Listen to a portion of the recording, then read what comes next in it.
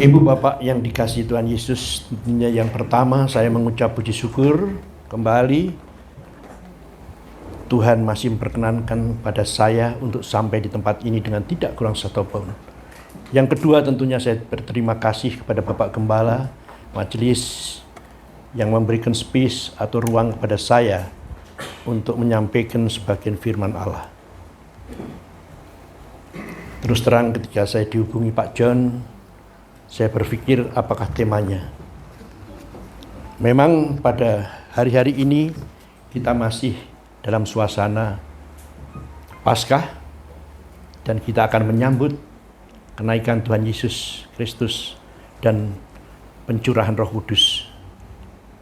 Ada beberapa, tetapi tadi saya di mobil saya berpikir saya akan mengambil judul saja.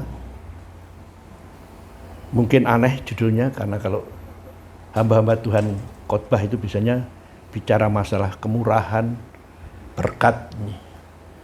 Judul saya adalah Kami adalah Pengemis. Nah ini ya. Ibu bapak yang dikasihi Tuhan Yesus, hampir semua judul khotbah yang berkait dengan pengemis selalu dikonotasikan dengan negatif. Di Indonesia istilah rekayasa saja juga dikonotasikan negatif. Padahal kalau kembali kita bahasa aslinya, bahasa Inggrisnya itu engineer, justru hampir semua kegiatan itu mestinya harus ada rekayasa engineer. Mau bikin pesawat mestinya harus dibuat gambarnya dulu dan sebagainya.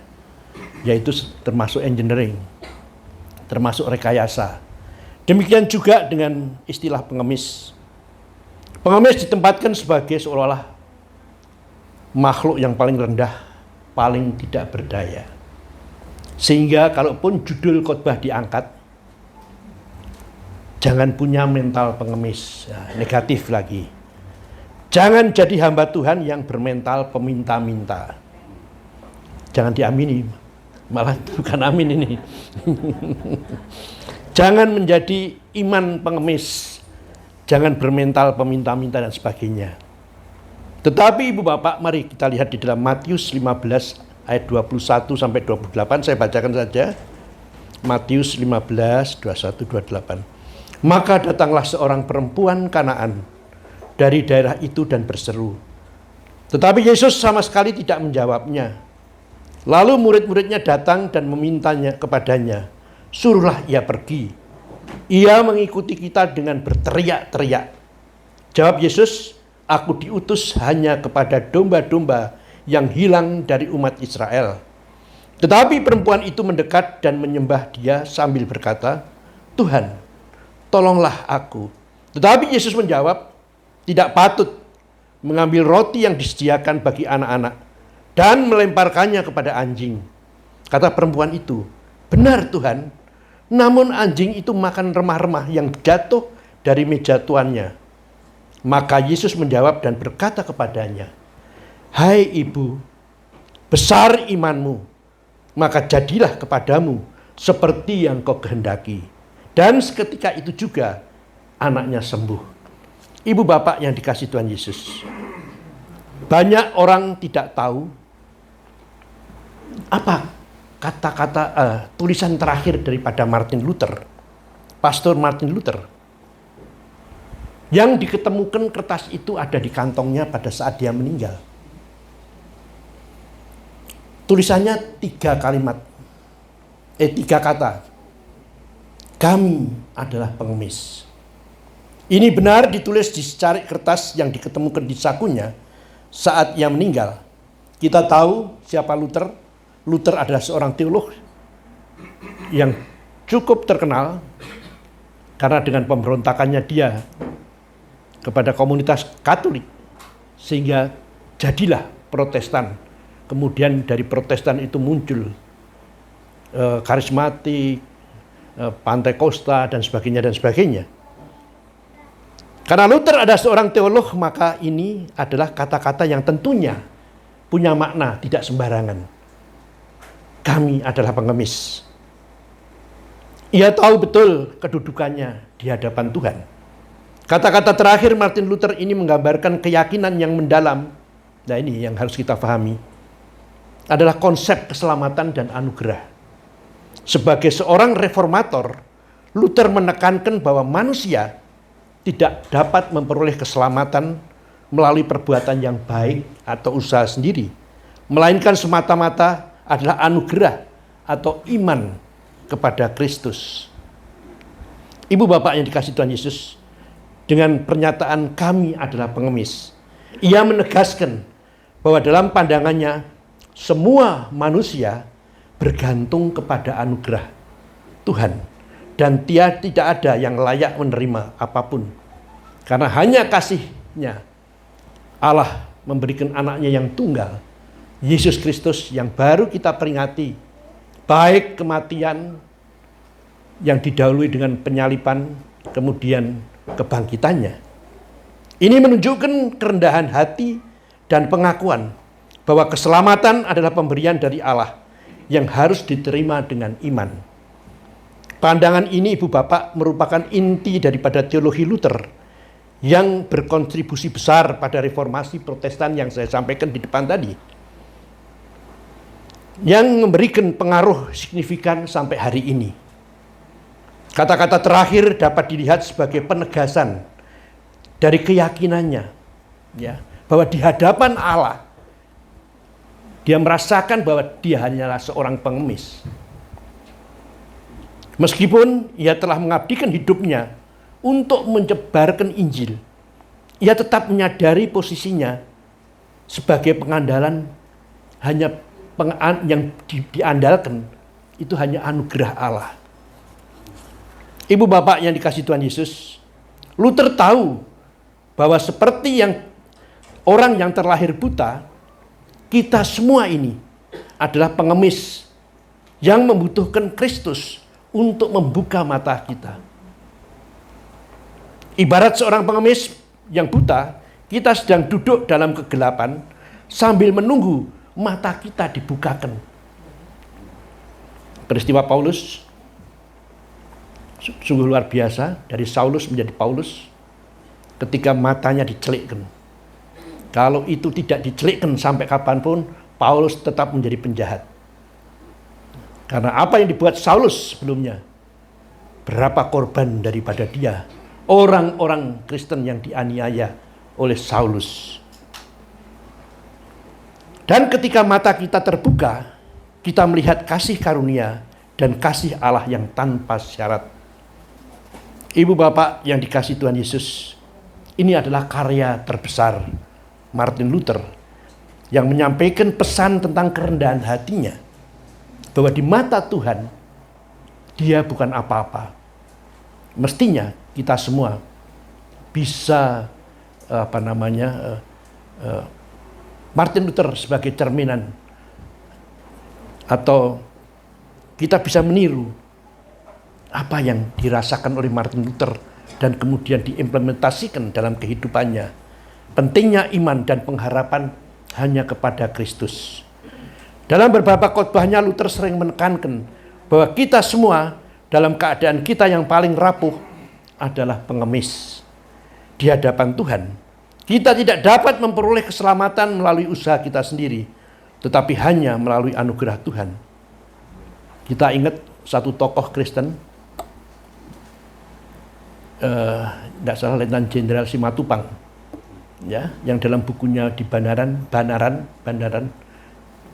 dia tulis, aku adalah orang yang terhutang, ya, karena di dalam hidupnya dia merasakan betapa besarnya kasih Allah kepada dia. Pada usia muda dia sudah pangkat jenderal, ya, kemudian dia melayani Tuhan dan sempat menjadi ketua PGI. Karena itu di dalam hatinya terus dia seolah adalah orang yang terhutang kepada Tuhan. Ya, kalau kita merasakan itu, bisa merasakan mengimajinasinya diri, maka kita akan bisa merasakan betapa di hadapan Tuhan kita itu kecil, di hadapan kita. Tapi kadang-kadang manusia itu sombong ini. Satu kesaksian yang luar biasa ibu bapak dan saudara adalah para astronot. Apakah itu Gagarin Neil Armstrong dan sebagainya. Ketika dia naik ke ruang angkasa, dia melihat bumi itu kecil. Ya. Tetapi dia melihat keindahan bumi. Karena antara warna coklat, warna biru, warna hijau seolah tidak ada batasnya. Ya kalau dilihat dari luar angkasa kan semua antara laut, gunung, Sahara semua kan bisa jadi satu, indah sekali. Dan dia membayangkan betapa kecilnya manusia. Tapi hari ini kita lihat, walaupun dilihat dari ruang angkasa kecil, tetapi kadang-kadang sombongnya luar biasa kita ini. Ya. Padahal kalau dilihat itu kan sama dengan imajinasi Tuhan melihat kita ini sebenarnya. Ya kita itu bukan apa-apanya lah sebenarnya. Ya persoalannya adalah bagaimana kita bisa membayangkan sebagai Neil Armstrong atau Gagarin, ya. Karena dengan melihat itu semua mereka, kita bisa membayangkan seolah kita lah yang di sana. Karena apa? Banyak dari para mantan astronot akhirnya jadi para misionaris, penginjil. Karena dia melihat betapa hebatnya Tuhan kita ini. Jangan dilihat Yesus itu turun sebagai manusia. Itu karena dia harus berkomunikasi, harus membawa misinya Allah bersama manusia. Dan kita tidak bisa membayangkan Yesus adalah pencipta daripada alam semesta ini. Gitu. Sehingga para astronot melihat itu betapa hebatnya Tuhan. Luther berargumen bahwa pengakuan atas ketidakberdayaan kita dan ketergantungan kita kepada Allah adalah langkah awal menuju pertobatan sejati. Apabila kita menjadi pengemis di hadapan Tuhan, kita mengakui bahwa hanya melalui kasih karunia-Nya kita dapat hidup dan berharga. Dengan sikap ini kita dipanggil untuk mengasihi orang lain sebagai tanda anugerah yang telah kita terima. Karya-karya Luther sangat berpengaruh di dalam dunia kekristenan, menjadi penting. Dia mengajak umat untuk kembali kepada prinsip-prinsip Alkitab dan mengutamakan hubungan pribadi dengan Tuhan tanpa perantara. Pada periode pertama manusia itu harus melalui perantara orang-orang pilihan Allah. Musa, Abraham, dan sebagainya. Dan juga hakim-hakim itu semua. Kemudian turunlah Yesus ke dunia, tetapi itu juga masih terbatas, ya, orang-orangnya. Saya kira peristiwa besar ketika dia memberikan roti dan ikan, jumlahnya sekian ribu. Tetapi hari ini Ibu Bapak dan Saudara, ketika nanti kita memperingati Tuhan Yesus naik ke surga, dia katakan, Anda bukan jadi yatim piatu, tetapi akan aku kirim Roh Kudus. Walaupun Roh Kudus itu bukan hadirnya, bukan saat Yesus naik terus dia turun. No. Roh Kudus itu sudah ada juga di dalam kejadian ini, sudah ada semua penciptaan. Tetapi dengan demikian, maka hari ini, era ini adalah era anugerah. Karena tidak ada batas lagi antara Allah dan kita. Apa buktinya? Roh Kudus. Karena itu orang-orang yang percaya, yang dipilih dan dipanggil, itu akan diproteksi oleh Roh Kudus. Sehingga tidak ada kekuatan yang lain bisa masuk. Ya kita nggak sadar saja. Ya. Bahwa mungkin kita diproteksi dengan satu kondisi yang tertentu. Sehingga tidak tertembus oleh kegelapan, alam kegelapan dan sebagainya. Ibu Bapak yang dikasihi Tuhan Yesus, Injil Matius yang saya bacakan tadi mengisahkan seorang perempuan Kanaan yang memohon kepada Yesus untuk menyembuhkan anaknya yang kerasukan setan. Nampak suatu ironi yang justru perempuan Kanaan inilah yang berseru menyebut Yesus Tuhan dan anak Daud. Sedangkan ahli-ahli Taurat dan imam-imam yang belajar Taurat sendiri tidak paham isinya. Padahal kita tahu, kita berbahagia bahwa Alkitab kita itu terkonfirmasi. Perjanjian lama menubuatkan sesuatu di perjanjian baru akan kehadiran Yesus. Mestinya satu Alkitab, suatu kitab suci itu mesti terkonfirmasi. Dan terkonfirmasi antara perjanjian baru lama ini dengan sejarah dunia. Karena itu kalau kita mau membuktikan kebenaran apakah, kan ada yang ngomong, oh Yesus itu bukan Yesus yang disalib gini. Ya, terutama dari saudara kita di seberang. Tapi mereka tidak bisa membantah karena saling terkonfirmasi. Ya, kedatangan Yesus di dalam Yesaya, di dalam ada semua. Dan lebih diperkuat lagi hari ini dengan diketemukan manuskrip di Laut Mati yang jumlahnya ribuan, yang sekarang disimpan di Israel dan di Vatikan. Mereka saling bertukar, membuktikan bahwa Alkitab kita itu bukan abal-abal, bukan dongeng. Nah, Ibu Bapak yang dikasihi Tuhan Yesus, pada awalnya nampaknya Yesus di dalam bacaan saya Matius tadi seakan-akan dia tidak menaruh perhatian pada perempuan itu. 3 kali Yesus menolak permohonan dia. Pertama dengan tidak menjawab, kedua dengan bersikukuh bahwa ia diutus untuk domba-domba Israel, yang ketiga sedikit kasar dia menyamakan dia dengan anjing.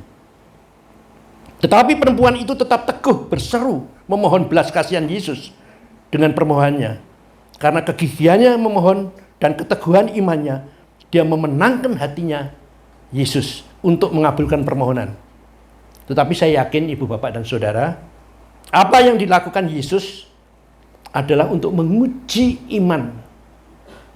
Karena itu kalau Ibu Bapak berdoa tidak berhasil 1 kali, jangan berhenti. Terus berdoa. Tidak apa-apa di hadapan Tuhan kita sebagai pengemis. Ya memang pengemis kita di hadapan Tuhan, dan tidak usah malu. Kecuali kalau kepada dunia ini. Mungkinkah kita bertanya, apa artinya ungkapan Yesus mengambil roti yang disediakan bagi anak-anak dan melemparkan kepada anjing? Orang-orang Yahudi sering dengan arogannya menyebut bangsa-bangsa lain sebagai anjing yang najis.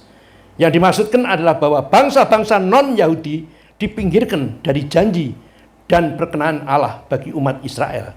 Sedangkan bagi orang-orang yang berbahasa Yunani, anjing menjadi simbol aib yang digunakan untuk menggambarkan perempuan yang lancang dan tidak tahu malu. Tetapi kita tahu, saya katakan, ini diuji imannya, sama dengan kita semua. Ketika kita mengalami apapun, ya, Tuhan menjawab sebenarnya. Bukan tidak, Tuhan tidak menjawab doa-doa kita. Tetapi Tuhan tahu apa jawabannya itu. Ibu Bapak yang dikasihi Tuhan Yesus, dalam salah satu katekisasi Paus Fransiskus yang baru meninggal pernah berkata, kita semua berdoa dan memohon agar misteri belas kasih menemukan pemenuhannya. Bukan hanya orang Kristen yang berdoa, karena setiap orang memiliki keinginan untuk keselamatan. Manusia adalah pengemis di hadapan Tuhan. Lalu ia berseru di dalam Lukas 18:36, Yesus anak Daud, kasihanilah aku. Apa yang kita katakan kepada Allah ketika kita sedang mengalami pergumulan berat, banyak kata-kata yang ingin kita ucapkan, tetapi terkadang keluh itu sulit untuk keluar. Ya. Dan pada saat-saat tertentu, termasuk saya pun, mungkin hanya bisa Tuhan tolong, Tuhan tolong, Tuhan tolong. Tapi nggak apa-apa. Ya. Tuhan tahu. Kata-kata ini kita mungkin tertutup oleh isak tangis, kebingungan, dan ketidakberdayaan kita. Situasi ini pula yang sangat mungkin dialami oleh pengemis buta tanpa nama yang berusaha di dalam Lukas 18 ayat 36 untuk menemui Yesus. Banyak di dalam kisah-kisah itu. Ada yang hanya memegang jubahnya saja bisa sembuh dan sebagainya. Keberadaan pengemis buta di dalam Lukas 18 yang tanpa nama ini tampaknya benar-benar dianggap mengganggu. Beberapa kali ia berseru, Yesus anak Daud, kasihanilah aku. Namun orang-orang di sekitarnya justru menegurnya. Apabila kita mencermati lebih dalam, seruan ini adalah seruan yang menggambarkan ketidakberdayaan, kerendahan hati, dan sekaligus harapan. Seruan kasihanilah aku juga seruan kita di hadapan Allah. Seruan yang berasal dari kesadaran bahwa kita adalah manusia yang lemah, terbatas dan tidak sempurna. Karena itu ibu bapak dan saudara, kita membutuhkan pengasihan daripada Allah, Tuhan Yesus. Seruan kasihanlah aku juga membawa kita pada kesadaran keberdosaan kita di hadapan Allah. Seruan tersebut menjadi pijakan untuk kita melangkah menuju kehidupan yang baru, yaitu hidup dalam pertobatan. Saya tutup ibu bapak, semua orang berdoa dan memohon supaya misteri belas kasihan dapat menemukan pemenuhan yang hakiki. Ini menegaskan bukan hanya hampir semua manusia, hampir semua, mau laki-laki, perempuan, besar kecil, ya, memiliki kerinduan yang sama untuk memperoleh keselamatan, belas kasihan Tuhan. Karena itu saya katakan manusia adalah pengemis di hadapan Allah.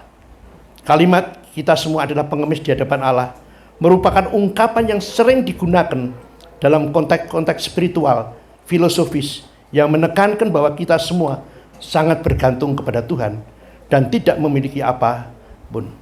Ibu bapak yang dikasihi Tuhan Yesus, mungkin kalau person-person yang lama di sini sudah banyak tahu tentang saya, tetapi bukan saya cerita masalah siapa saya, tetapi justru saya adalah orang yang merasa beruntung. Kenapa beruntung? Karena saya merasakan saya dipanggil. Perkara dipilih saya tidak berani karena itu urusannya yang atas.